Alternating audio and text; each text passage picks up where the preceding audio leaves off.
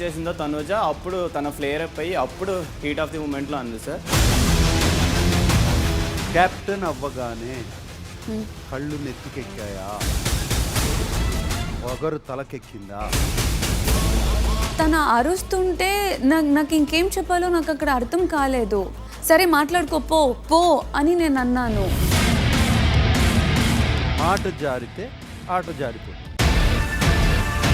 మీ ఇద్దరి గొడవలో మళ్ళీ బర్నీని ఎందుకు లాగారు మీరిద్దరు?